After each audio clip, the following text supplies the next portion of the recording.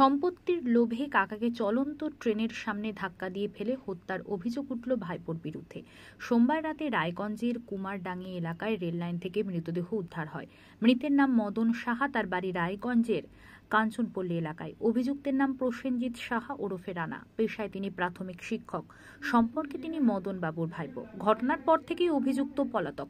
সম্পত্তির জন্য দীর্ঘদিন থেকে প্রসেনজিৎ মদন বাবু তার পরিবারের ওপর অত্যাচার করছিল বলে অভিযোগ।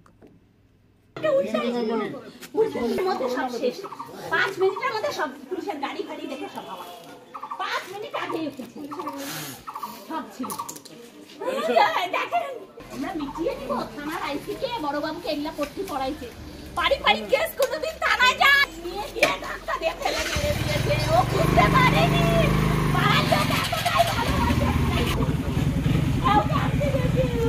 এটা কিছু দোষ থেকে দাদা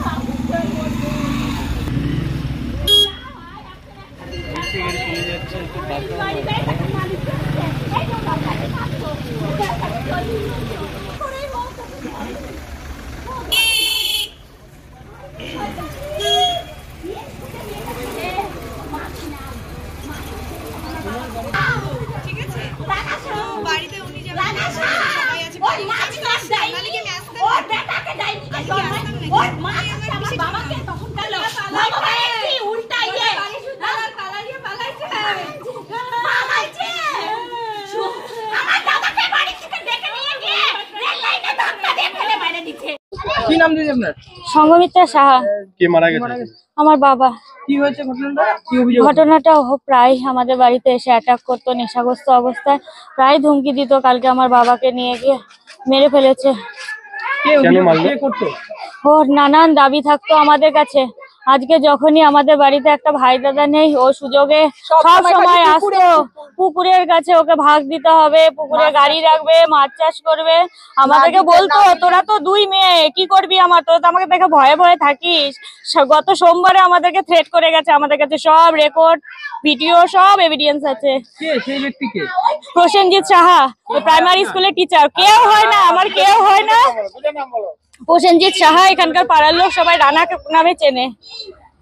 আমাদের পরিবারটাকে নষ্ট করে দিল। পরিবারটাকে আমাদের ওর প্রায় সম্পত্তির খালি লোভ। আমাদের বাড়িতে যেহেতু ভাই দাদা নেই, আমার এক দিদির বিয়ে হয়ে গেছে, আমাদের বাড়িতে প্রায় এসে ধুমকি দিত। আমার বয়স্ক বাবা মা, আমাকেও দিতে হবে, আমাকে জায়গা দিতে হবে, গাড়ি রাখতে দিতে হবে, এরকম সব সময় দাবি নিয়ে চলতো।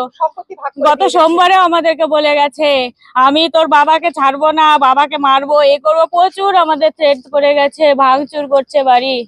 আমি আর ওর ফাঁসি যাই, আমি ফাঁসি চাই। ওর আর কিচ্ছু না, ওর চাকরি টাকরি কিছু যাতে না থাকে, ও ফাঁসি যেতে।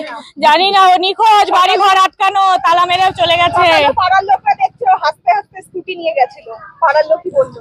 আমি ওর ফাঁসি চাই, আমরা দুই বোন ওর ফাঁসি চাই।